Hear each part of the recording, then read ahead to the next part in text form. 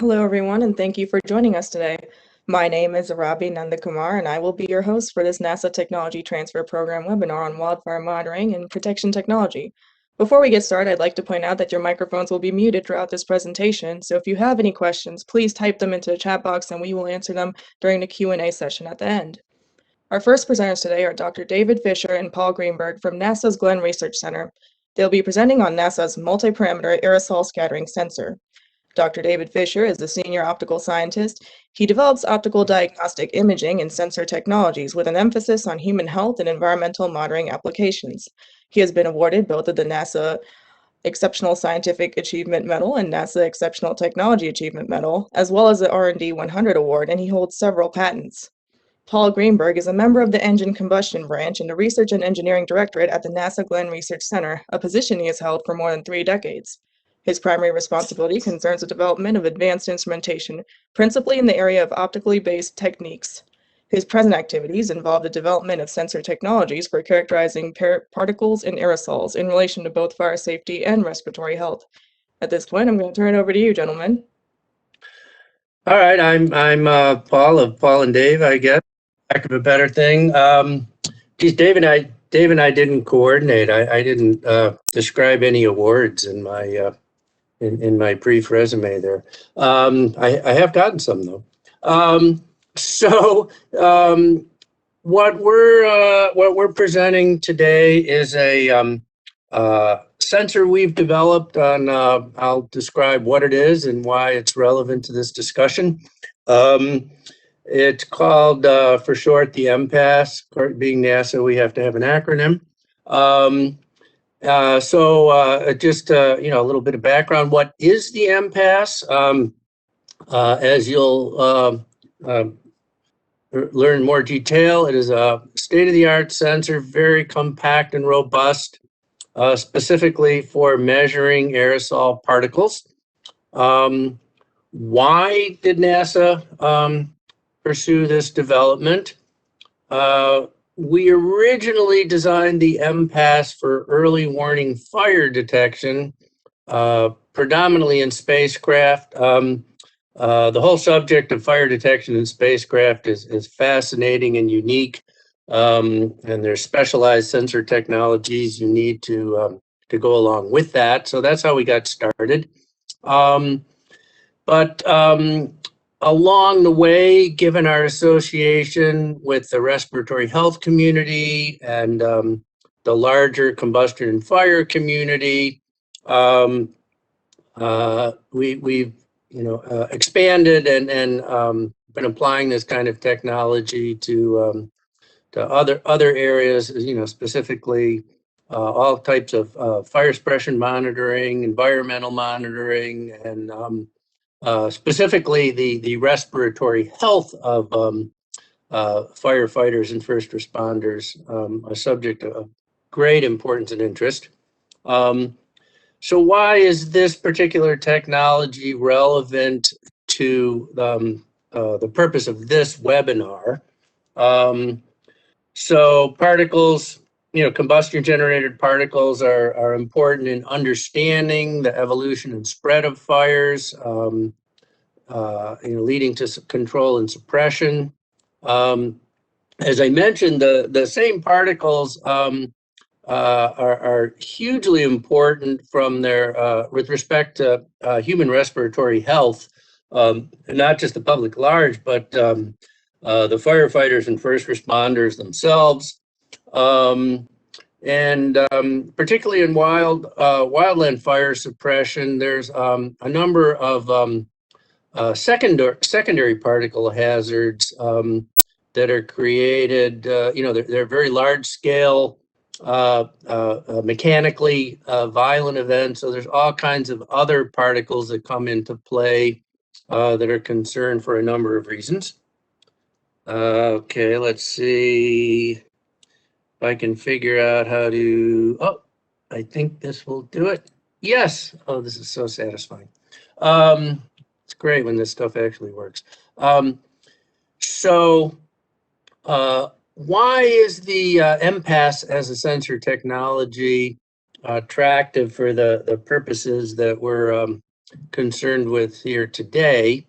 Um, to start, it's exceptionally compact. It's at least 5 times smaller than anything else that exists. Very low power consumption. Um, all these things relate to deployment as distributed sensor networks, wearable sensors on the firefighters themselves, on drones, on other platforms. Um, all these same things that NASA cares about, what we call SWaP, size, weight, and power, durability, holding its calibration, all these kinds of things that you care about for space applications are inherently a transferable concern to wildfire management too. So I said it's extremely compact, low power. A single battery charge is sufficient for 11 plus hour shift. Um, Very durable. You can drive a tank over this thing. Sustain high temperatures, vibration, all that stuff. As I'll describe more, it has extremely low component and production cost. You can make these extremely inexpensively. It has capability for internal data logging for years, basically.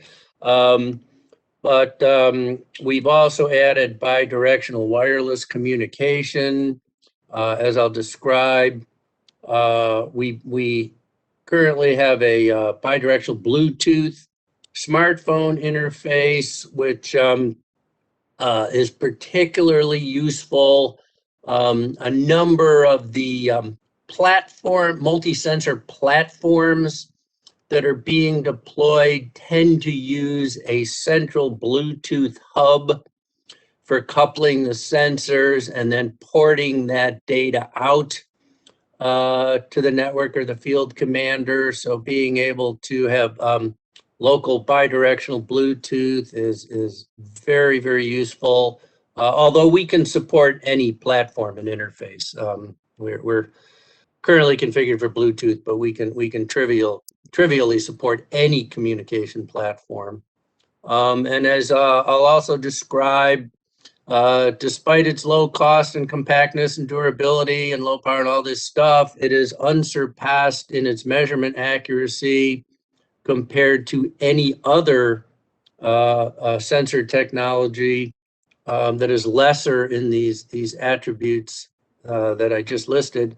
And Possibly, I'll try to explain this. It's a little bit nuanced, but extremely important for this application.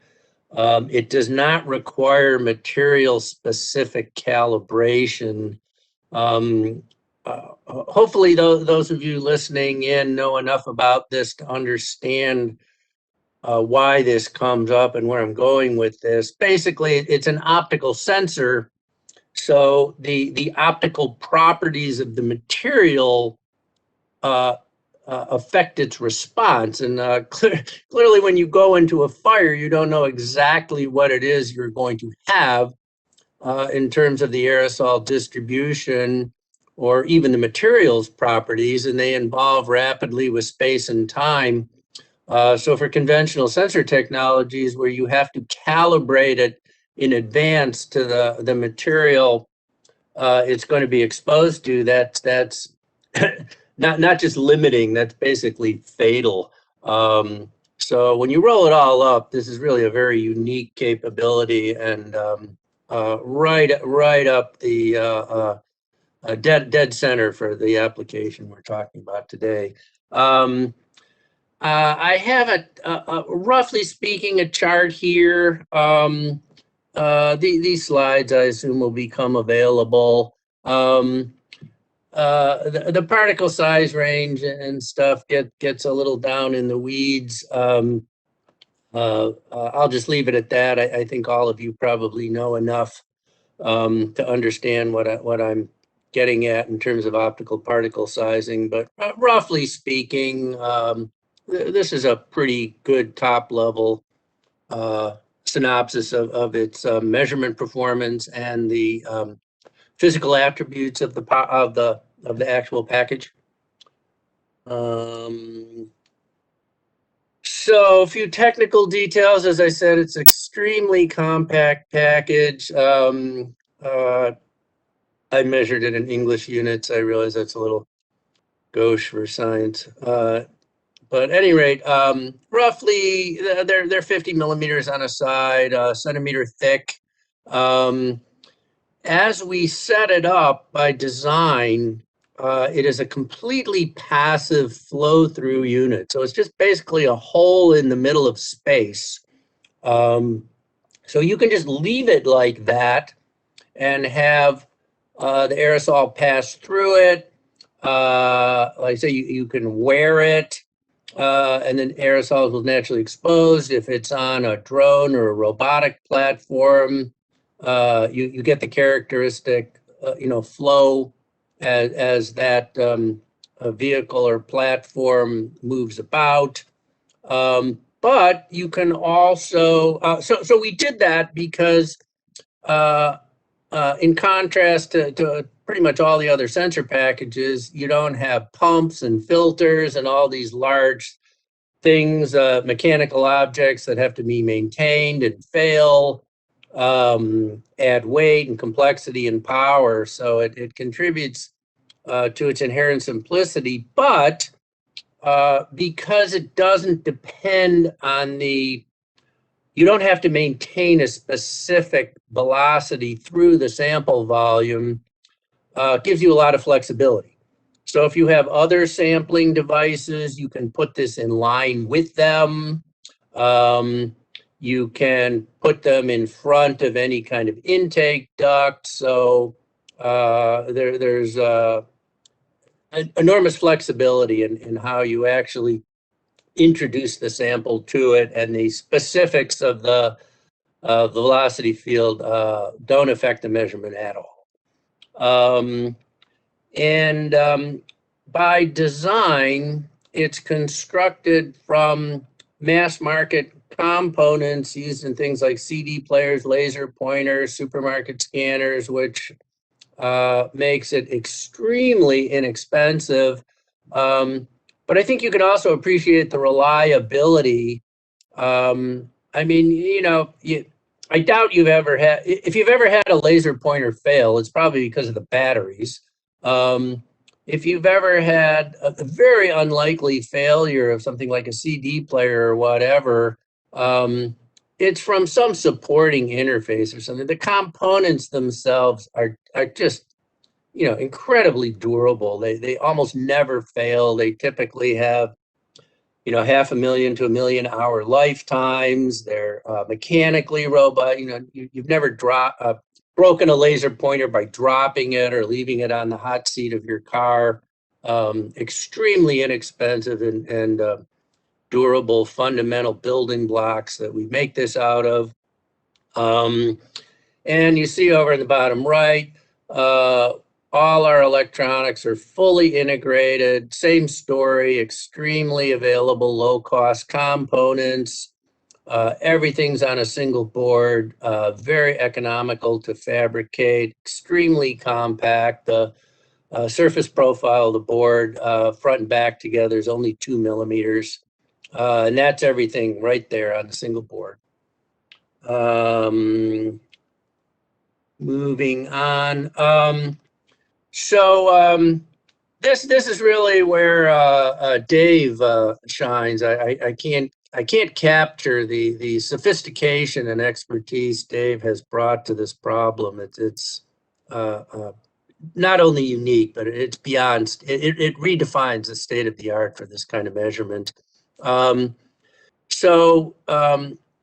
We typically configure this with a single laser source and a combination of detectors at multiple angles. We're moving into more sophisticated packages that use multiple sources to get multiple wavelengths and detect multiple polarizations. So we continue to advance the sophistication, but essentially the base block unit is a single wavelength multi-angle detector. And I'm not going to go into it a lot, but we basically set up the optics so they're extremely robust. And by robust, I mean very low manufacturing tolerances for an optical device. The manufacturing tolerances are extremely forgiving, making it, again, very economical to produce. But it also immunizes it mechanically and thermally. We've had these things running for decade and a half. They don't need recalibration. They don't drift. They don't care if you drop them or if they get hot. We have one of the original units. It's almost 20 years old. It's been shipped around the country, visited multiple labs, survived numerous fires, robotic. I mean, this thing's gone through everything you can imagine, and it still works as fine as the day we built it. Dave has extremely sophisticated but simple to encode inversion algorithms that you can optimize for specific applications or for generalized purposes. This allows the sensor to report in various units. You're probably most used to hearing particle concentrations expressed in terms of mass loading, but we can equally well report in number concentration, total integrated surface area, which the respiratory health people are very interested in. But the key feature, and you'll see much better what I'm getting at in the next slide. The inversion algorithm enables you to maintain your measurement accuracy independent of the material property of specific aerosols. And no other sensor technology does this. This is unique to what we have. And among other things, it eliminates the need to calibrate to specific materials. I say when you go into a fire, you don't know in advance exactly what your combustion products are going to be, or the state of combustion, or the evolution of the fire, and they're varying in space and time. And up to the development that we have here, that just totally invalidated the calibration. Your instrumental accuracy was completely compromised, and this eliminates that constraint. It's unique to what we have, and it's not afforded by any other sensor technology. And the proof's in the pudding, as they say. So what I really would like you to do is look. I'm sure if my cursor is visible or not, but if you look at the figure on the lower left, this really drives home this point. So what you're seeing here is some data we took with the Cleveland Fire Department. So basically, we're inside a burning building. So, you start by, they had couches and bales of straw and just all kinds of stuff they set on fire. And change the ventilation. And I mean, the purpose for them is they go in and they put out the fire. That's, that's why they're there. We're just kind of along for the ride. So the aerosol is constantly changing, both in terms of composition and size distribution. So what you're seeing here is us, our output, and the TEOM, that's a tapered element oscillatory microbalance. So we're reporting in this case in mass units. So the TEOM is the gold standard of a direct reading mass instrument.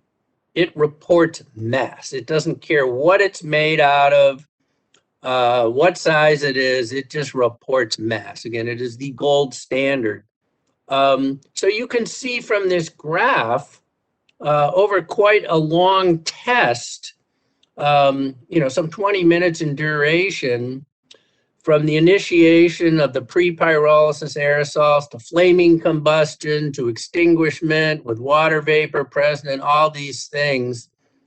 We track mass extremely well. So that really emphasizes what I was saying, is that unlike any other technology, we don't need a priori material specific calibration. And the last thing I want to leave you with, this is just a screenshot. Since we have bidirectional Bluetooth, we have an application where you can talk to this thing with your smartphone.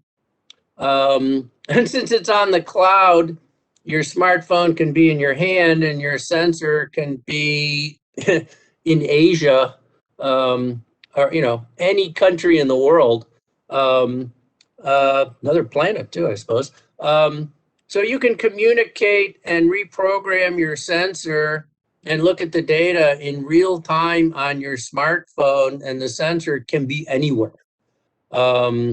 As I say, a lot of the current implementations use a centralized Bluetooth interface to collect all the sensor data and pipeline it out. So we're plug and play for that. But I'm just saying, so our application programming and our user interface is very sophisticated at this point and extremely user friendly. We put a lot of effort over almost 2 decades into this particular aspect. I'm sure all of you know, when you're working with the actual firefighter and response community, having a research technology is fine, but they have some very specific requirements, from their perspective on what having, a usable sensor means, things like the brightness of the screen, being able to push buttons or things when you're wearing your fire gloves, all these kinds of things.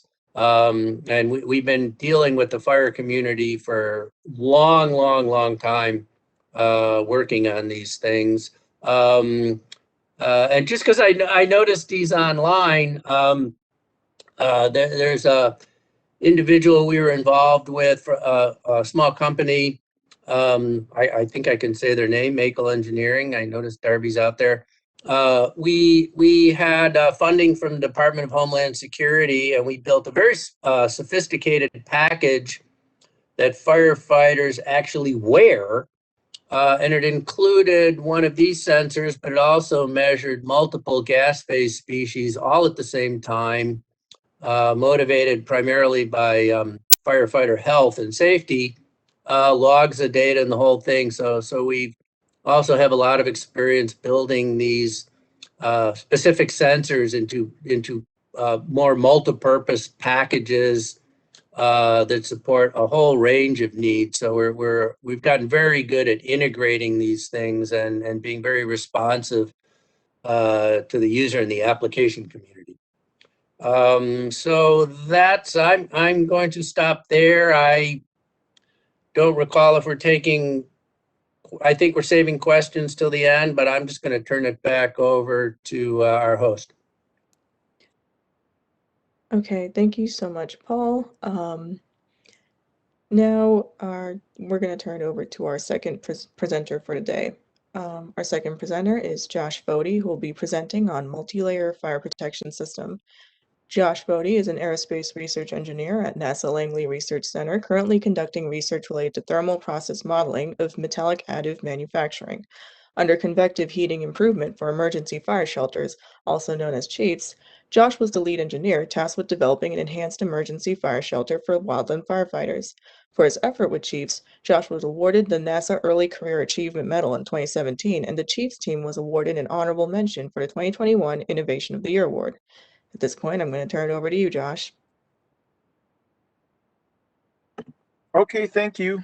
I'm just going to play a little propaganda video, and then I'll start discussing some slides.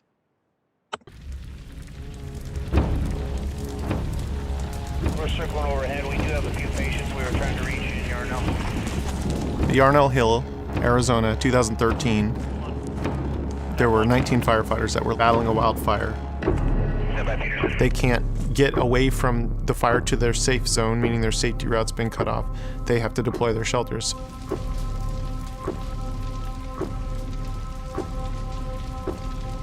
They knew that they had fire on both sides of them. They had fire behind them, and now they have fire ahead of them. These shelters are only brought out when there's no other way out. So the firefighters will encapsulate themselves in it as the fire blows over. Did they deploy, they said? Yeah. We're talking minutes when they made this decision. And they were in a very tight deployment area. All of their shelters were pulled, and they all deployed at the same time, and they all died in this location.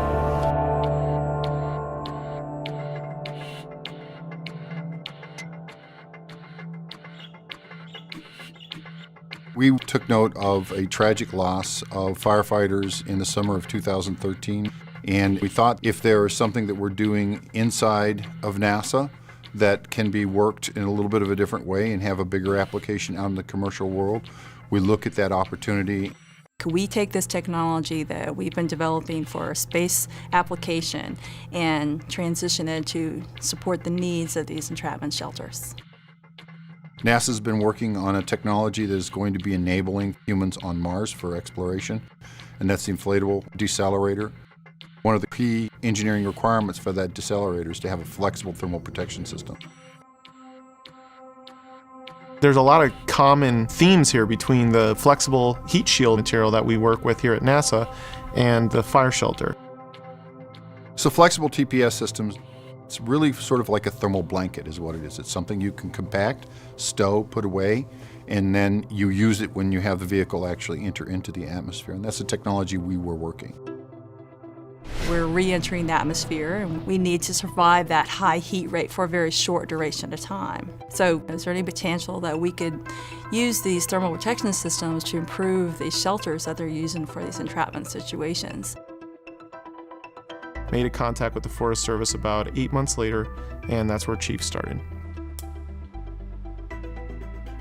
The difference between the technology that we've applied in the two areas, it's the same basic physical science that we're using on both sides, but the materials do change. 3, 2, 1, mark. We've tested over 290 different unique material layups. We call it coupon level testing. The ability to rapidly screen these materials, we've involved a lot of interns and volunteers, and students can get hands-on involvement in these types of projects and turn around 10 samples a day, and it's just great ability to learn from this test apparatus. That peak temperature is not the real big challenge for us. The really big challenge, they don't want these systems to be very heavy. They can't be more than 5 pounds. They walk around with them all day. They're packed up on their sides. When they use them, they need to be deployed quickly. Once we settle on some layups that we think are really worth looking at more carefully, then we pony up and build some full-scale fire shelters. Full-scale fire shelters placed in an enclosure, and there's basically propane torches that are used to simulate a fire environment around the shelter. 2, 1. We usually have thermocouples to measure temperatures. We'll measure heat fluxes to make certain that the air in there is meeting the conditions that they need to have breathable air. And then we've had an opportunity to actually take the shelters out into a controlled wildfire area, set a forest fire that is a controlled situation, and then take measurements that are more realistic to what the firefighters would actually see in a deployment situation. It's a life changer in this situation. The benefit for both groups from this collaboration that we've had with the Forest Service is that NASA has been able to take some of the concepts that the Forest Service has been looking at and apply them and look at how they might apply to our entry systems. I don't want them to have died in vain. I'm encouraged that we can all learn from this. I know that they would want us to all carry on. They would want the Granite Mountain Hotshots to live on and continue to protect lives and learn those lessons.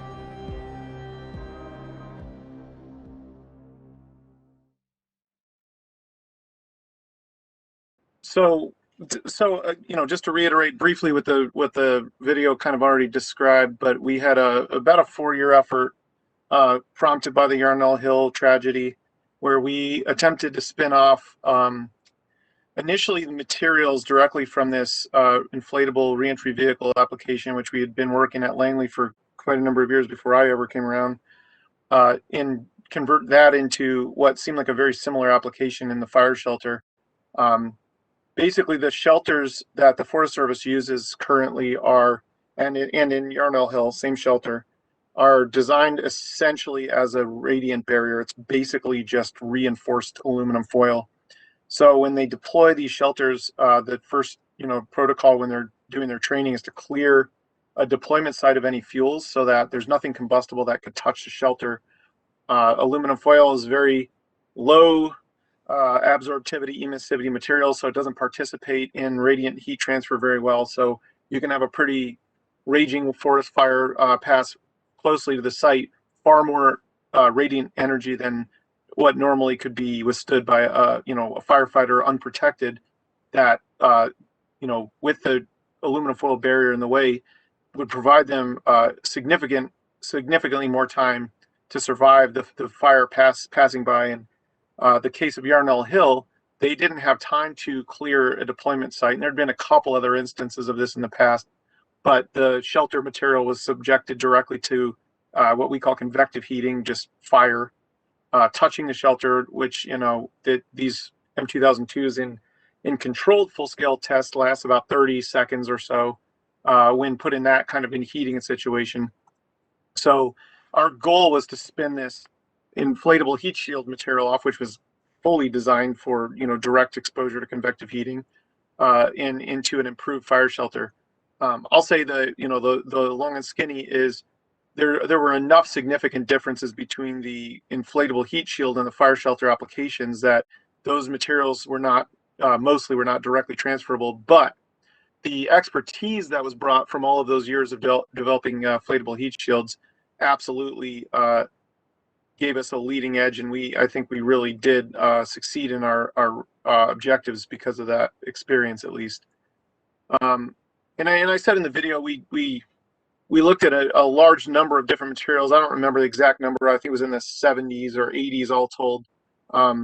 And almost 300 or maybe even a little over 300 unique combinations of those different materials to try to figure out the best, most efficient inhibitor of heat transfer that could withstand that kind of exposure and provide an environment on the inside of the shelter for as long as possible that would be preserving oxygen, inhibiting the ingress of carbon monoxide, keeping air temperatures and breathing in the breathing zone down to a survivable level, and incident radiation inside the shelter also to a survivable level. This slide just shows on the upper left-hand side our coupon level test rig, which the bulk of those material combinations was tested just thermocouples and exposure to a Bunsen burner flame.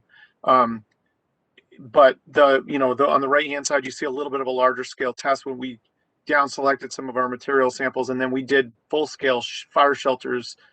We tested, I don't remember the number right now, it's been a few years, but several dozen of those were developed and brought mostly to the University of Alberta in Edmonton, where Missoula, MTDC in Missoula Forest Service was testing all of their shelters. And then we also did a couple tests at NC State, and we did some tests in a real controlled fire in the Northwest Territories.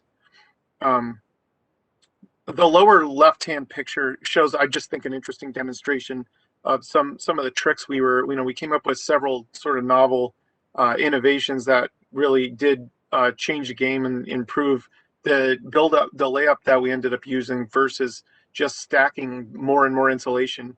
Again, the bulk and the weight of these shelters were critical importance to the Forest Service.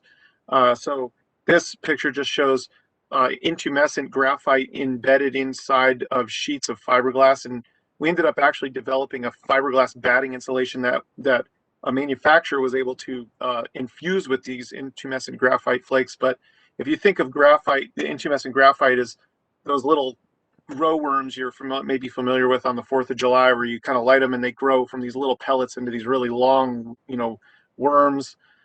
It's essentially just expanding the material, and upon heating. And the advantage of that in this application is that you can think of it like a smart material. So you can say, I want a real thin, compact shelter where I carry around 99% of the time, but when that one rare instance where there might be a need for a deployment, when it is needed to be a big puffy blanket upon exposure to heating, that's what happens.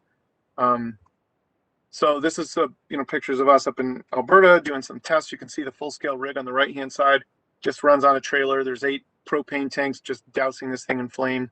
We've got it fully instrumented, and we basically just iteratively coming up with designs, testing the shelter, comparing the results of performance over and over and over. And ultimately, by the end of almost by the end of the 4-year effort, we had down selected 2 kind of like top candidate designs that the Forest Service was really interested in. So they had contacted the manufacturers that we had used in these designs and had 40 different shelters manufactured for actual wear tests. So they were carried during the 2018 fire season by real firefighters, meaning had they needed to deploy, these would have been their shelters. And I'm not aware that any of them were deployed during that year. But on the right-hand side image, you can see there was obviously the heavier, bulkier shelter is going to provide you with more protection. So this was a trade maybe acceptable to an equipment operator such as this gentleman here would be driving a truck. If needed, the shelter could be carried in the truck most of the time, so the weight wasn't as critical, and they would have much more protection in terms of duration. On the left-hand side, that was meant as a direct replacement to the current M2002 fire shelter, which has got to be a lot lighter and a lot more compact. And if needed, provides protection, but is not on the same level as the equipment operator version would be. So some results on the table on the right, you can see the different weights are kind of given. The single is that shelter that was shown on the last slide on the left-hand side, carried by the individual in the field, and the double is the one for the equipment operator. Delta from M2002 is just % increase in weight over the current design, this current M2002 shelter the Forest Service uses. You can see for 7% increase in weight, we're getting an increase in survivable conditions, duration of survivable conditions of 81 seconds. 81 seconds is the survivable duration versus 51, so it's a 69% increase, and 97 in the NASA double, which is a 90% increase.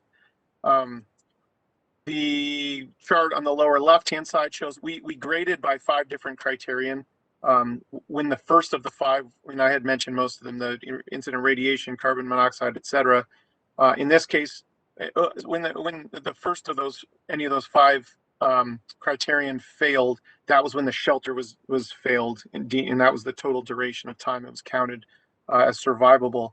And the chart on the lower left, what you're seeing is the internal breathing zone temperatures. This is the temperatures that the firefighters, where their face would have been located in the shelter. And the black lines show a couple tests for the existing fire shelter. This was in 2017 in full-scale testing that we did in Alberta. And then in the blue shelters were those chief shelters shown. You can see there were actually a couple that didn't. The exposure time is limited to 120 seconds by just the equipment can only withstand heating for that long before it breaks down. But we didn't hit the cutoff on this particular metric at all in any of those tests that we did, which was 150 Celsius maximum. So the Forest Service is currently not using any of these shelters. They did a review. They looked at a couple different commercial options that have been submitted, as well as our shelters, and NC State had submitted a couple as well, and decided against changing their design. So I do want to say that this technology is not being used currently by the Forest Service, but you can see the results speak for themselves. And anyway, that's what I had for or the chief slides. If you guys have any questions, I guess I'm happy to answer them now or at the end, whatever makes most sense.